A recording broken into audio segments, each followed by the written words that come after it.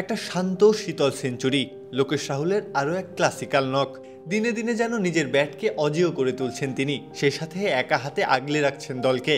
এই রাহুলের ব্যাট যতটা না মোহনীয় প্রতিপক্ষের জন্য, ততটাই চাপা এক আতঙ্ক। ওয়েস্ট ইন্ডিজকে মাত্র 162 রানে গুটিয়ে দেওয়ার পর যখন গুটি গুটি পায়ে ক্রিজে এলেন রাহুল, আহমেদাবাদের 22 গজে নেমে এলো অটল এক ভরসা। এক একটা শট সীমানা দড়ি পেরিয়ে মাঠের সবুজ ঘাস শুয়ে যাচ্ছে অপার স্নিগ্ধতায়। প্রথম দিনটা 50 তুলে শেষ করেছিলেন, দ্বিতীয় দিনের সকালটাও শুরু করলেন সেখান থেকেই। নেই কোনো তাড়াহুড়ো, নেই কোনো বাড়তি চাপ, মনে হচ্ছিল 22 গজই তার চিরচেনা ঠিকানা। আর যখন ব্যাট দ্বিতীয়বারের মতো উঁচু করলেন, নামের পাশে যোগ হলো 11তম টেস্ট সেঞ্চুরি। চলতি বছরে এলো এর মধ্যে 3টি। আর এটা ওইটা না, কাপড় ধোয়ার একটাই সলিউশন, চাকা অল ইন ওয়ান।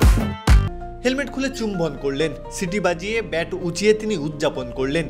এই সেঞ্চুরিটা যে একটু বিশেষ, ঘরের মাঠে দীর্ঘ 9 বছর পর আরও এক সেঞ্চুরি দেখা পেলেন। শেষবার নিজের দেশে ব্যাট উঁচিয়ে ধরেছিলেন ইংল্যান্ডের বিপক্ষে 2016 সালে। এবারের শতকটাই যেন রাহুলের জন্য শুধু পরিসংখ্যান নয়, এক আবেগঘন পুনর্জাগরণ।